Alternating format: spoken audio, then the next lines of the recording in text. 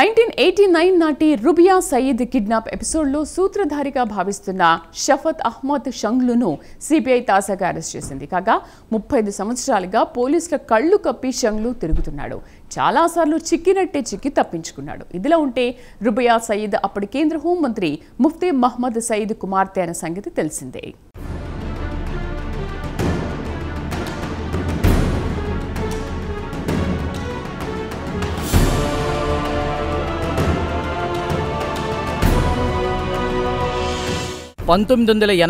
నాటి ఒక కీలక కేసుకు సంబంధించిన కుట్రదారుణ్ణి తాజాగా సిబిఐ అరెస్ట్ చేసింది.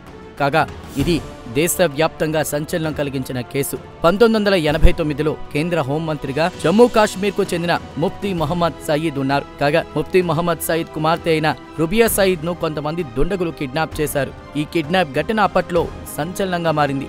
ఏకంగా కేంద్ర హోంమంత్రి కుమార్తె కిడ్నాప్కు గురి కావడంతో యావత్ దేశం నివ్వెరపోయింది.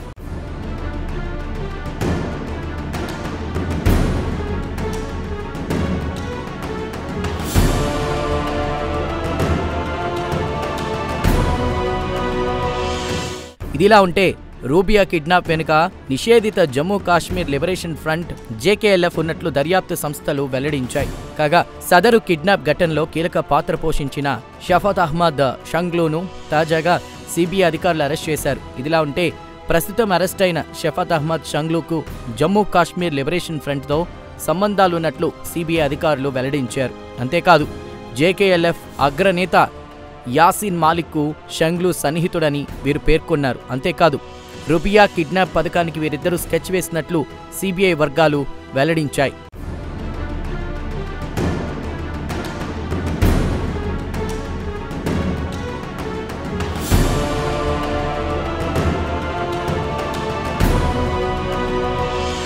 అయితే రుబియా సయీద్ కిడ్నాప్ ఘటన జరిగి ఇప్పటికే 35 సంవత్సరాలు దాటింది. అయితే 3 దశాబ్దాలుగా కిడ్నాప్ కుట్రదారుడు షఫత్ అహ్మద్ షంగ్లు పోలీసులు కళ్లు కప్పి తిరుగుతున్నట్లు తెలిసింది. కాగా షంగ్లుపై రుబియా కిడ్నాప్తో పాటు అనేక ఇతర కేసులు కూడా ఉన్నాయి. అంతేకాదు షంగ్లు తలపై 10 లక్షల రూపాయల రివార్డు కూడా ఉందని సిబిఐ వర్గాలు తెలియజేశాయి. కాగా జమ్మూ కాశ్మీర్ లిబరేషన్ ఫ్రంట్ ఆర్థిక వ్యవహారాలన్నీ అప్పట్లో షంగ్లు కనుసన్నల్లోనే నడిచేవని సిబిఐ వర్గాలు వెల్లడించాయి.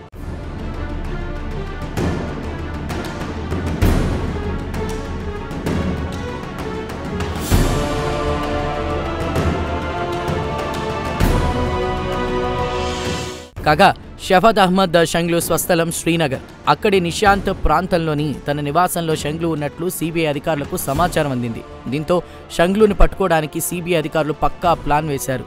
ఈ విషయంలో కాశ్మీర్ పోలీసుల సాయం కూడా తీసుకున్నారు. అకస్మాత్తుగా షంగ్లు నివాసంపై దాడి చేసి అతడిని సిబిఐ అదుపులోకి తీసుకుంది.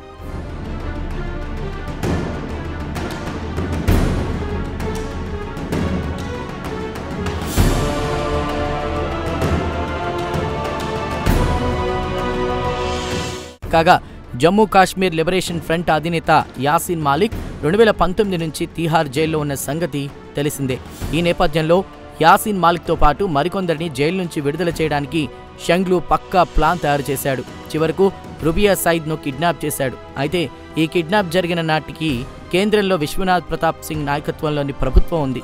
కాగా కిడ్నాపర్ల డిమాండ్కు విపి సింగ్ సర్కార్ అంగీకరించింది. దీంతో తిహార్ జైల్లో ఉన్న ఉగ్రవాదులను కేంద్ర ప్రభుత్వం విడుదల చేసింది. దీంతో కిడ్నాపర్ల చెర నుంచి రుబియా సయీద్ క్షేమంగా విడుదలయ్యారు. అంతిమంగా కిడ్నాప్ కథ సుఖాంతమైంది.